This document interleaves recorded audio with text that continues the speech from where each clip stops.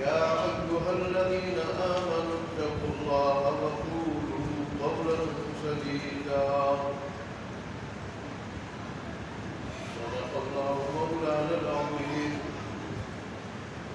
وصدق رسوله النبي الأمي الكريم ونحن على ذلك لمن الشاهدين والشاكرين والحمد لله رب العالمين. میرے قابل احترام بزرگوں اور بھائیوں، گزشتہ جمعے کو شوہر کے بیوی کے شوہر پہ کیا حکم ہے وہ بیان ہوئے تھے. شوہر کے حقوق مجھے بتائے گئے تھے کہ اگر سجدہ اللہ تبارک و تعالیٰ کے علاوہ تعویلی سجدہ اللہ تبارک و تعالیٰ کے علاوہ کسی اور کے لیے جائز ہوتا تو میں بیوی کو حکم دیتا کہ وہ شوہر کے سامنے سجدہ کرے. اور جب عورت نے پوچھا کہ شوہر کا کیا حق ہے بیوی پہ، تو اللہ نے فرمایا کہ جب وہ بلائے تو انکار نہ کرے گی. اگرچہ وہ سواری پہ بیٹھ کے کہیں جا رہی ہو تو بھی انکار نہ کرے جائے شوہر کے پاس. اور رمضان کے روزوں کے علاوہ کوئی اور روزہ نفلی روزہ شوہر کی اجازت پر روزے نہ رکھے گی تو گناہگار ہوگی، شوہر کو ثواب ملے گا. اور اگر ناراض ہو کے میکے چلی جائے تو جب تک واپس نہ آئے تو اللہ کی رحمت کے فرشتے اور عذاب کے فرشتے دونوں اس پہ لعنت کریں گے اور ان کی دعا رد نہیں ہوگی، قبول ہوگی، لعنت کی شکار ہوگی. اور پھر ساتھ یہ بھی بتایا گیا تھا کہ قیامت کے دن نماز کے بعد اگر پوچھ ہوگی تو شوہر کے حقوق کے بارے میں بھی. ایسے ہی رسول اللہ نے فرمایا کہ بیوی کے اوپر شوہر کا یہ حق ہے کہ اس کے بستر کی حفاظت کرے، جس آدمی کو وہ نہ پسند کرے اس کو گھر میں آنے نہ دے.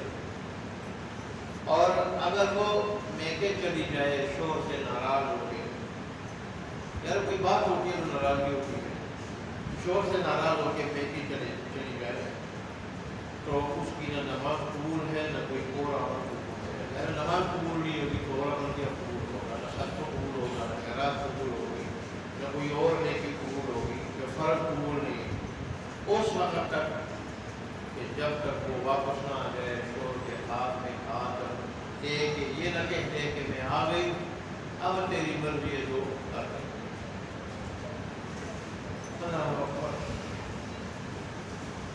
اور رسول اللہ نے یہاں تک کہہ دیا تھا کہ جو بھی پانچ وقت نماز پڑھے، رمضان کے روزے رکھے، اپنی عفت و عصمت کی حفاظت کرے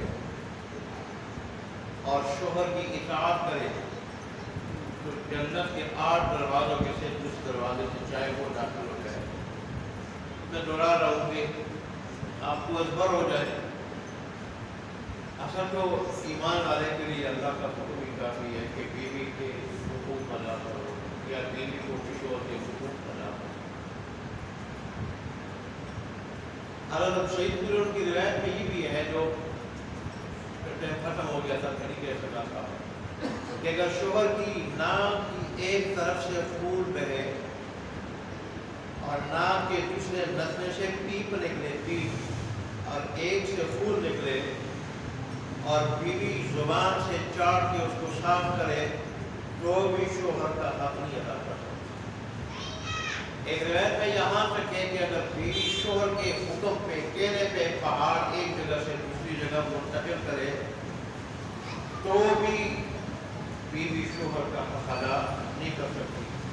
ایک روایت میں یہاں تک ہے کہ اگر شوہر کا سارا جسم چھالوں سے بھرا ہوا ہو، وہ چھالے جس میں پانی پڑ جاتا ہے، پیپ پڑ جاتی ہے، چھالوں سے بھرا ہوا ہو اور بیوی سارے جسم کے چھالوں کو زبان سے چاٹ کے صاف کرے تو بھی شوہر کا حق نہیں ادا کرتا. یہی وجہ ہے کہ شوہر مر جائے تو عدت 4 مہینے اور 10 دن، 4 دن نہیں، 4 ہفتے نہیں، 4 مہینے اور پھر دن بھی 3 نہیں، 6 نہیں، 9 نہیں، 10، 4 مہینے اور 10 دن عدت گزارتی ہے، جس میں بناؤ سنگار نہیں کر سکتی، بناؤ سنگار نہیں کر سکتی، اور کسی کا نکاح کا پیغام صریح الفاظ میں قبول نہیں کر سکتی، نہ کوئی اسے پیغام دے سکتا ہے صریح الفاظ میں نکاح کا۔ وجہ کیا ہے؟ بیوی کو یہ بتانے کے لیے کہ شوہر تیرے لیے بہت بڑی ہے، شوہر تیرے لیے اللہ تبارک و تعالیٰ کی طرف سے بہت بڑا انعام ہے۔ پھر بیوی، شوہر کے اوپر بیوی کو کیا حقوق ہے، اس سلسلے میں سنا تھا کہ اللہ کے حبیب نے فرمایا سب سے کامل ایمان والا، دیکھیں ہمیں اللہ تبارک و تعالیٰ کے لیے سب سے زیادہ نعمتیں، سب سے زیادہ رضا اور اللہ کا سب سے زیادہ دیدار، جنت کا سب سے بڑا درجہ اس وقت ملے گا کہ جب ہمارا ایمان سب سے زیادہ کامل ہوگا۔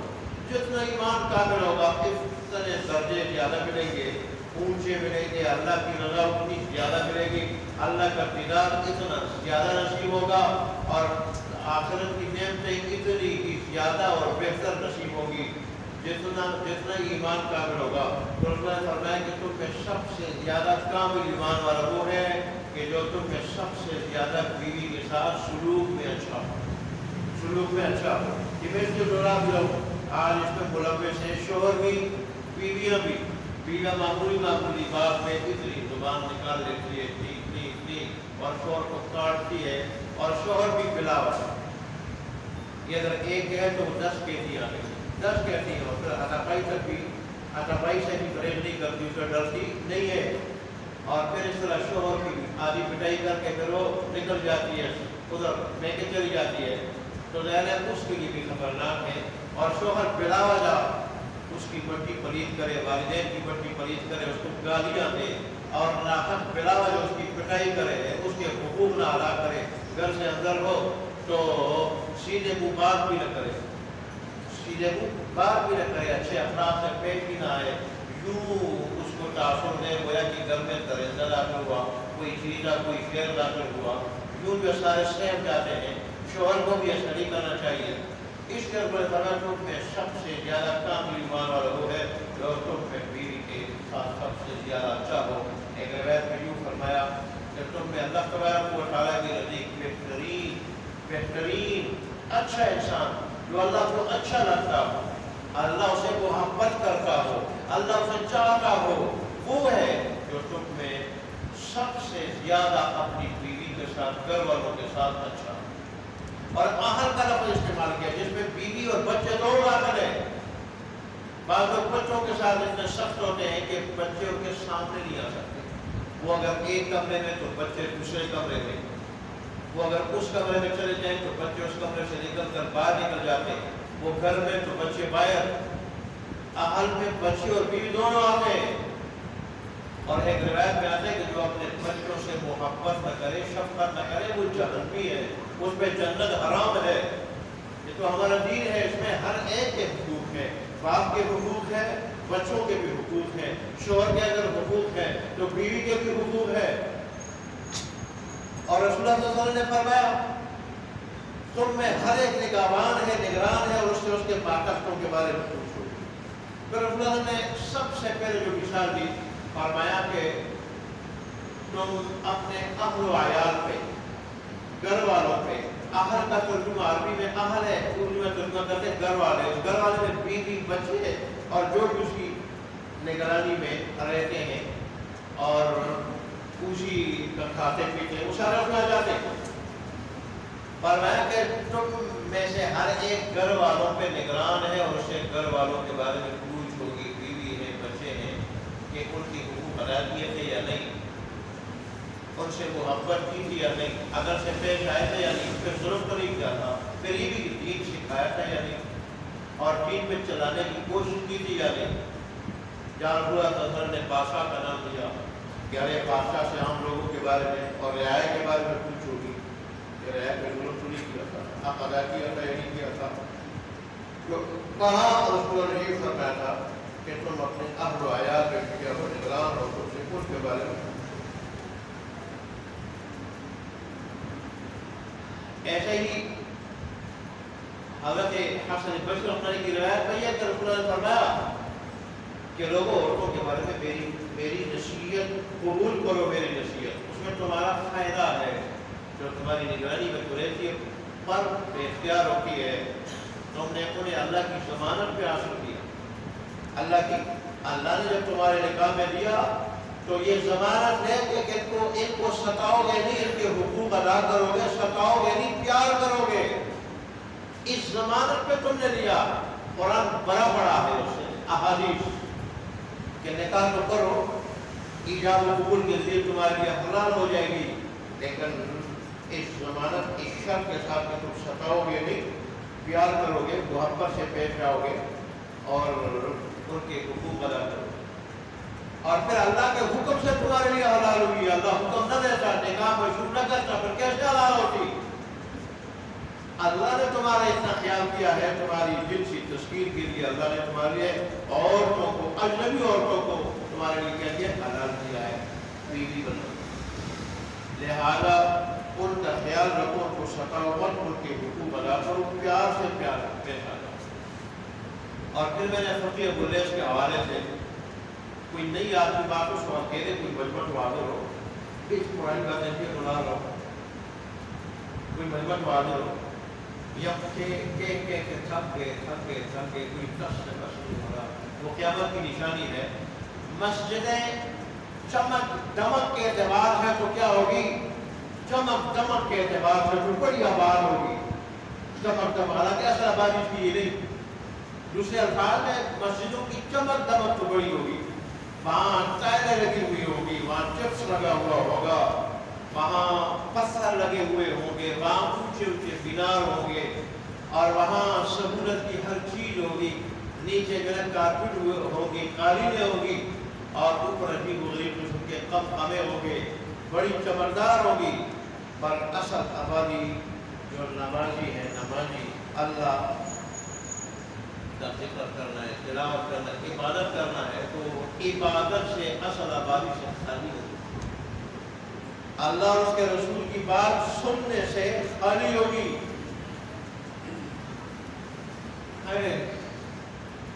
اس لیے میں وہی باتیں بنا رہا ہوں، چل اللہ دیکھ رہے سب کچھ دیکھ رہا ہے، اللہ تعالیٰ ہمیں اپنی پکڑ سے بچائے، ہمیں اپنی پکڑ سے بچائے۔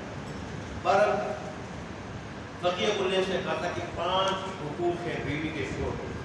پہلا حق یہ ہے کہ بغیر ضرورت، بلا وجہ، بغیر مجبوری کے اس کو گھر سے باہر نہ جانے دیں۔ یہ اللہ نے اس کے لیے ایک زینت، گھر کی زینت بنا کے اللہ نے اس کو عطا کیا، لہذا اپنے گھر کی زینت بنا کے رکھے، اس کو بلا وجہ باہر نہ جانے دے، بلا وجہ باہر بھیجے گا، جائے گی، گناہگار ہوگا، وہی بے غیرتی فقیہ ابو لیث کہتے ہیں۔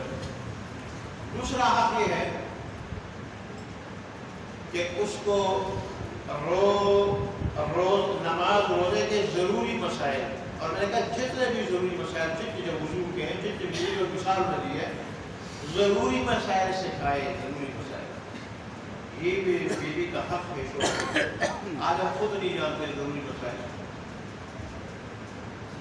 نماز کے فرائض کیا ہے، واجبات کیا ہے، مکروہات کیا ہے، مستحبات کیا ہے، کس چیز سے نماز فاسد ہوتی ہے، کس چیز سے سجدہ واجب ہوتا ہے، میں نہیں پتا، ہم یہ کو کیا سکھائیں گے؟ اور ہے ہم مسلمان، عزت علماء کہتے ہیں کہ ہم مسلمان کہلانے کے لائق نہیں ہیں۔ مسلمان تو وہ ہوتا ہے جو ضروری سارے مسائل جانتا ہو، جن چیزوں کا اس کی عاملی زندگی کے ساتھ تعلق ہو، جن احکام کا، جن مسائل کا وہ جانتا ہو، وہ مسلمان ہے۔ اور اب آج اچھے خاصے ضروری مسائل نہیں جانتے، وضو کے فرائض کیا ہے، اس کی سنتیں کیا ہے، مستحبات کیا ہے، ایسے ہی روزے کے اندر کیا فرائض ہیں، کیا اس کے آداب ہیں، کیا شرائط ہیں، تو کیا پتہ، ایسی ساری چیزیں۔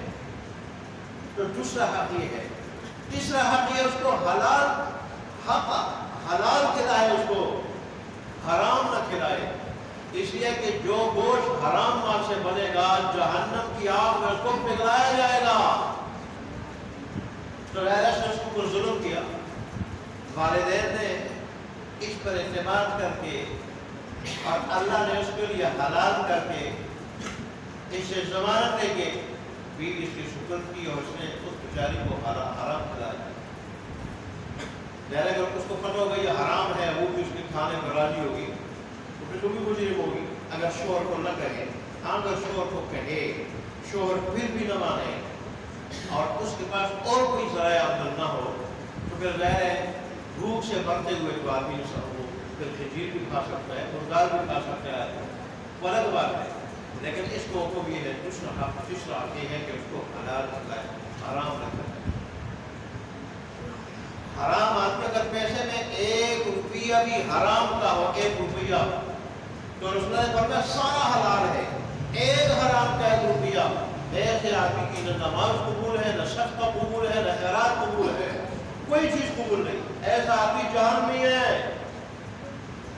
اور آج ہم لقمہ لذیذ کرنے کے لیے ایمان والے تو ایسے تھے، ان کو اگر لذیذ لقمہ ملتا تھا، صحابہ ان کی بات کر رہا ہوں، لذیذ لقمہ ملتا تھا وہ رو کے لقمہ چھوڑ دیتے تھے کہ شاید ایمان کا ثمرہ ہمیں دنیا میں مل گیا ہے۔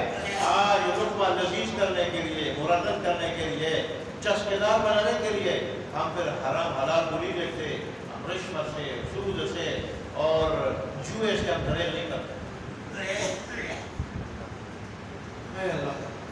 سب سے پہلے پوچھ جمع کی اس کی ہوگی کہ کمایا کہاں سے تھا اور خرچ کہاں کیا تھا؟ کیا جواب دے کے اللہ تعالیٰ؟ خوش نصیب ہے وہ لوگ جن کو اللہ نے توفیق دی ہے، وہ محنت کر کے ہم حلال کمائے، وہ خوش نصیب ہے۔ اور بد نصیب ہے وہ اگر کہ پیسوں کے ساتھ کھیل رہے ہیں، دن بدن چوڑے ہو رہے ہیں، ان کی بلڈنگیں بن رہی ہیں دن بدن، لیکن ہے حرام، بد نصیب ہے، بدبخت ہے، ان کی موت، قبر، محشر، آخرت، ساری کی ساری چیزیں برباد۔ تو بہرحال تیسرا حق یہ ہے کہ بیوی کو حق حلال کھلائے۔ چوتھا حق یہ ہے کہ اس کو ستائے نہ، یہ اس کے پاس امانت ہے، رب کی بھی، والدین کی بھی امانت ہے، اس امانت کے بارے میں پوچھو گے، اور جو آدمی بیوی کے حقوق ادا نہ کرے، بیوی کو ستائے، قیامت کے دن خالد زدہ ہوگا، ٹیڑھا میڑھا چلے گا، یوں لوگ سمجھیں گے کہ یہ وہ بدبخت ہے، لیکن ادھر خالد آدمی کو کتنا بگاڑ دیتا ہے خالد، اور آدمی جب چلتا ہے تو ٹیڑھا میڑھا چلتا ہے، عجیب قسم کا چلتا ہے، ہاتھ بھی عجیب، پاؤں بھی عجیب، چہرہ بھی میرا ہو جاتا ہے، بگڑ جاتا ہے۔ ایسا ادھر قیامت کا جو خالد ہوگا اور بھی زیادہ خطرناک ہوگا، وہ چہرے کو اور اعضاء کو اور بگاڑ دے گا، اور لوگ دیکھ کے سمجھ جائیں گے کہ وہ بدبخت تھا جو دنیا میں بیوی کے حقوق ادا نہیں کرتا تھا اور بیوی کو ستاتا تھا۔ وہ اگر مظلوم ہے، وہ اگر کمزور ہے، وہ کچھ کر نہیں سکتی، لیکن وہ ذات اوپر جو ذات ہے وہ دیکھ رہی ہے، وہ تو سب کچھ کر سکتی ہے، وہ تو کہتی ہے تم زمین والوں پہ رحم کرو تو میں آسمان والا تم پہ رحم کروں گا، تم زمین والے پہ رحم نہیں کرو گے والوں پہ تو میں تم پہ رحم نہیں کروں گا۔ آج ہماری عجیب حالت بنی ہوئی ہے، دنیا کے اتنے پجاری بن چکے، اتنے پجاری کہ دنیا بے شمار آ چکی ہو تو بھی ہم دنیا کے لیے مر رہے ہوتے ہیں، اور نہ اللہ کے راستے میں خرچ کرتے، اور نہ اگر پڑوس میں کوئی غریب مر رہا ہوتا ہے، بھوکا پیاسا مر رہا ہوتا ہے، جس کے بارے میں اللہ خاص پوچھے گا دیکھنے والے سے، نہ اس کو پوچھتے ہیں رشتے یا نہیں۔ یہ ہمارا حال ہے، حالانکہ یہ ایمان کی شان نہیں، دنیا کے اوپر مر مٹنا یہ منافقوں کی خصلت ہے۔ یہی تو وجہ کہ انہوں نے ایمان کو داؤ پہ لگا دیا دنیا کے لیے، اللہ کے حبیب کو ستایا، صحابہ کو ستایا، اللہ تبارک و تعالیٰ کو اپنے زعم کے مطابق دھوکہ دیا، حالانکہ اللہ کو کوئی دھوکہ نہیں دے سکتا، لیکن ظاہر ہے ان کے کرتوت ایسے تھے۔ اللہ خود قرآن میں کہہ رہا ہے یخادعون اللہ، یہ اللہ کو دھوکہ دے رہے اپنے زعم، اپنے خیال میں، حالانکہ اللہ کو کوئی دھوکہ نہیں دے سکتا۔ کیوں؟ وہ دنیا کے پجاری۔ آج ہم بھی ایسے ہو گئے، اللہ تبارک و تعالیٰ ہمارے حال پر رحم فرمائے. کوئی ہمدردی نہیں. حالانکہ قرآن کہتا ہے کہ ہم نے تمہیں ایک دوسرے کے لیے آزمائش بنایا. غریبوں کو مالداروں کے لیے، مالداروں کو غریبوں کے لیے. مالدار غریبوں کو پوچھتے یا نہیں پوچھتے، یا حقارت کی نظر سے دیکھتے ہیں، حقارت کی نظر سے دیکھتے ہیں. اور غریب مالداروں کو دیکھ کے صبر کرتے یا نہیں کرتے، اپنی غربت پہ صبر کرتے یا نہیں. ایسے ہی تندرست آدمی، اس کے لیے بھی امتحان ہے کہ وہ اللہ تبارک و تعالیٰ کا کتنا شکر ادا کرتا ہے. بیمار کے لیے امتحان ہے کہ بیماری پہ کتنا صبر کرتا ہے. تندرست کو دیکھ کے آیا بے صبر ہوتا ہے، ناشکری کی کلمات کہتا ہے یا صبر کرتا ہے. ہر چیز میں امتحان ہے. اگر اللہ کسی کو دیکھ کے رہتا ہے تو اس میں بھی امتحان ہے کہ اس پہ صبر کرتا ہے یا نہیں کرتا. اس سے تو رسول نے فرمایا، رسول اللہ نے مومن کے تو ہر حال میں مزے ہیں. دنیا میں جو ہوتی ہے، جو حالت ہوتی ہے، اس کی یا راحت کی یا مصیبت کی، راحت پہ شکر کرتا ہے اور اللہ کو بھولتا نہیں، اور مصیبت میں یہ صبر کرتا ہے، بے صبری نہیں کرتا. دونوں کا اجر، دونوں کا اجر. تمہارا چوتھا حق تو یہ ہے کہ بیوی کو ستائے گا کہ اس کے پاس امانت. اور پانچواں حق یہ ہے کہ بیوی اگر اس کے اوپر زیادتی کرے برداشت کرے. اللہ کے لیے، اللہ کے لیے، اللہ کی رضا کے لیے کہ جس اللہ تبارک و تعالیٰ نے مجھے یہ میرا لباس عطا کیا، یہ میرا لباس ہے، یہ میری خانسامہ ہے، اور یہ میری دھوبی بھی ہے، یہ گھر کے اندر میرے لیے جو ہے نا خاکروک بھی ہے، یہ چوکیدار بھی ہے. کیا کچھ نہیں ہے یہ. بچوں کی پرورش کرنے والی جو عورت ہوتی ہے اس کا کام بھی یہ دے رہی ہے. تجھے برداشت کرے اور یہ ڈرتے ہوئے کہ میں کہیں اگر انتقام ہوگا زیادتی نہ کر جاؤں. اللہ کے لیے برداشت کر. یہ پوائنٹ یہاں تک تو بات ہو گئی تھی. اگلی بات، ایک آدمی عمر فاروق کے پاس آیا کہ اپنی بیوی کی شکایت کروں کہ وہ زبان نالی سے کام لیتی ہے اور مجھ سے لڑتی رہتی ہے، مجھ سے لڑتی رہتی ہے، لہذا میں جا کے ان سے شکایت کروں. تو جب عمر فاروق کے دروازے پہنچے ہوا آدمی تو دیکھا کہ حضرت عمر فاروق کے گھر والے اور ان کی بیوی حضرت ام کلثوم رضی اللہ عنہ وہ اونچی آواز سے بول رہی تھی ان کے ساتھ، اور وہ برداشت کر رہے تھے. وہ خاموش تھے، وہ بول رہی تھی. اس آدمی نے کہا کہ جس بات کے لیے میں آیا تھا وہ بات تو یہاں کی، بات تو یہاں پر بھی ہے، چنانچہ واپس جا رہا ہے. عمر فاروق نے جب دیکھا کہ آدمی واپس جا رہا تھا، آواز بلایا. اللہ نے ان کو ویسے خرافانی بنایا تھا، بڑے سمجھدار بھی تھے، وہ بڑے سمجھدار تھے. تو انہوں نے بلایا اور ہر طرف دیکھتے رہے، خیال رکھتے تھے. تو انہوں نے بلایا کہ کیوں آئے تو ان سے جان ہو رہے. کہا آیا تو میں اس لیے تھا، لیکن جب میں نے وہی معاملات یہاں بھی دیکھے، وہی معاملات یہاں بھی دیکھے تو مجھے جان لگا بھائی میں اس بیوی کو اس لیے صبر کرتا ہوں، اس کی باتیں برداشت کرتا ہوں کہ اس کے میرے اوپر چند حقوق ہیں. اور اصل کہنا چاہتے ہیں کہ اس بیوی سے مجھے اللہ چند فوائد پہنچا رہا ہے، چند فوائد پہنچا رہا ہے. لہٰذا اور فوائد کی وجہ سے اس کا حق ہے کہ یہ کیا کرے، یہ کبھی دوبارہ اگر اونچی آواز سے بولے تو بولے اور میں برداشت کروں. تو میں کہنے لگے کہ وہ حقوق کیا ہے، وہ فوائد کیا ہے جو اس بیوی سے مجھے مل رہے ہیں. کہنے لگے پہلا حق تو یہ ہے کہ یہ بیوی میرے لیے جہنم کی آگ سے آڑ ہے، جہنم کی آگ سے آڑ ہے. لیکن اس کی وجہ سے میں آرام سے بچ رہا ہوں، آرام سے بچ رہا ہوں. اور رسول اللہ نے خود نکاح کا یہ مقصد بیان کیا کہ نکاح کیا، اے نوجوانوں کی جوان تم میں سے جو طاقت رکھے نکاح کی شادی کی وہ نکاح کر لیا کرے، اس لیے کہ یہ نکاح کو پس کرنے والا ہے نکاح، اور شرمگاہ کی حفاظت کرنے والا ہے.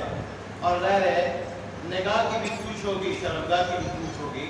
بلکہ رسول اللہ نے یہاں سے ارشاد فرمایا جو مجھے دو چیزوں کی ضمانت دے میں اسے جنت کی ضمانت دیتا ہوں، ایک زبان کی ضمانت دے، ایک مجھے شرمگاہ کی ضمانت دے. تو میں محمد ربی اس ذات کی قسم کھاتے ہوئے اس کی قبر میں میری جان ہے، میں جنت کی ضمانت دے. اور ظاہر زیادہ کام خراب ہوتے بھی زبان اور شرمگاہ کی. تو جہنم کی آگ سے آڑ ہے. اور دوسرا، میں جب گھر سے باہر نکلتا ہوں یہ میرے مال و متا کی رکھوالی کرتی ہے، حفاظت کرتی ہے، اور یہ پھر میرے لیے کھانا تیار کرتی ہے، اور یہ میرے لیے خاکروب کا کام کرتی ہے، اور یہ میرے کپڑے دھوتی ہے۔ تو اس طرح چند فوائد ذکر کیے، تو اس آدمی نے پھر دیکھا کہ یہ فوائد تو بیوی سے مجھے بھی مل رہے ہیں، یہ فوائد تو بیوی سے مجھے بھی مل رہے ہیں، اور ہم میں سے ہر ایک کو مل رہے ہیں۔ تو اس نے کہا کہ امیر المومنین یہ فوائد تو مجھے بھی مل رہے ہیں، اور جیسے آپ نے صبر کیا، اس کی بات ان کی باتوں کو برداشت کیا، آئندہ میں بھی اپنی بیوی کی باتوں کو برداشت کروں۔ ہم اگر ایسی مجالس میں جائیں تو ایک دوسرے کے حقوق بھی پہچانیں گے اور حقیقی انسان بنیں گے۔ حقیقی انسان قرآن اور حدیث اور دین ہم سے حقیقی انسان بناتا ہے۔ حقیقی انسانیت کیا ہے؟ یہ انسان صرف اپنے قد و قامت اور شکل و صورت کے اعتبار سے حقیقی انسان نہیں، بلکہ بس اوقات یہ انسان نما درندہ ہوتا ہے۔ انسان نما درندہ ہر ایک کو کاٹتا ہے، ہر ایک کا خون چوستا ہے، ہر ایک کا حق دباتا ہے، ہر ایک پہ ظلم کرتا ہے، یہاں تک کہ قتل لاحق سے بھی گریز نہیں کرتا۔ اس کو اگر حقیقی انسان بناتا ہے وہ دین بناتا ہے۔ جس دین سے اگر دور ہے، آج ہم ہر مجلس میں جانے کے لیے تیار ہیں، اگر نہیں تیار تو اللہ اور اس کے رسول کی باتوں کی مجلس میں جانے کے لیے تیار نہیں۔ جب بھی درس قرآن کی مجلس ہوگی، درس حدیث کی مجلس ہوگی، سارے کسک جائیں گے، نکل جائیں گے۔ آج تو ہمارے پاس دعا مانگنے کا بھی وقت نہیں۔ حالانکہ علماء نے لکھا ہے ٹھیک ہے دعا مستحب ہے، ضروری نہیں، اگر کوئی آدمی کی ضرورت سے جائے تو اس میں کوئی اعتراض بھی نہیں کر سکتا، اعتراض بھی، لیکن دعا کو بالکل چھوڑ دینا اور بالکل اللہ سے نہ مانگنا، یہ علماء نے لکھا بدبختی کی علامت ہے، بدبختی کی۔ اللہ مانگنے سے خوش ہوتا ہے اور نہ مانگنے سے ناراض ہوتا ہے۔ اللہ نے قرآن میں دعا کو عبادت قرار دیا اور فرمایا جو میری عبادت سے تکبر کرتے ہیں، یعنی مجھ سے دعا نہیں مانگتے، جہنم میں رسوا ہو کے داخل ہوں گے۔ اور رسول اللہ صلی اللہ علیہ وسلم نے فرمایا کہ دعا سے بڑھ کر کوئی چیز اللہ تبارک و تعالیٰ کے عذاب سے بچانے والی نہیں، جتنا کہ دعا بچانے والی ہے۔ دعا کو تقدیر معلق کو انسان نے اگر مانگا تو یہ ہوگا، نہ مانگا تو یہ ملے گا، ایسی کوشش کی تو یہ ملے گا، نہیں کی تو یہی ملے گا۔ تقدیر معلق کو بھی دعا تبدیل کر دیتی ہے۔ غلط بات ہے کہ تقدیر مبرم یقینی قطعی کو کوئی چیز تبدیل نہیں کر سکتی، لیکن معلق تقدیر کو دعا تبدیل کر دیتی۔ اور رسول نے فرمایا کہ دعا عبادت کا مغز ہے، جیسے مغز والی چیزوں میں دیکھیں شرک کا توڑ کے پھینک دیا جاتا ہے اور مغز کھایا جاتا ہے، مغز ایسے رسول اللہ صلی اللہ علیہ وسلم نے فرمایا مقصود مغز ہوتا ہے، تو ایسا ہی مقصود جو ہے وہ کیا ہے؟ اللہ تبارک و تعالیٰ کے سامنے عاجزی کا اظہار۔ بندے کی طرف سے مقصود کیا ہے؟ کیا ہے؟ رب کے سامنے اپنی پختگی، اللہ کی بے نیازی کا اظہار ہے، اور یہ سب سے زیادہ یہ چیز دعا سے ہوتی ہے۔ تو رسول اللہ صلی اللہ علیہ وسلم کے ارشاد کا مقصد یہ ایک آدمی کے پاس اگر لمبے چوڑے نوافل کا وقت نہیں ملتا تو مختصر دعا کا ہر وقت مانگ سکتا ہے، فرائض کے بعد، سنت موقع کے بعد، یہ تو ہر وقت جو ہے وہ دعا مانگ سکتا ہے۔ دوبارہ بات کہاں سے آگے گئی؟ ہم میں سے ہر ایک بیوی سے ہمیں یہ فوائد حاصل، اللہ تبارک و تعالیٰ نے باتوں میں عمل کرنے کی کوشش کرتا ہے۔ آگے جو بات ہے،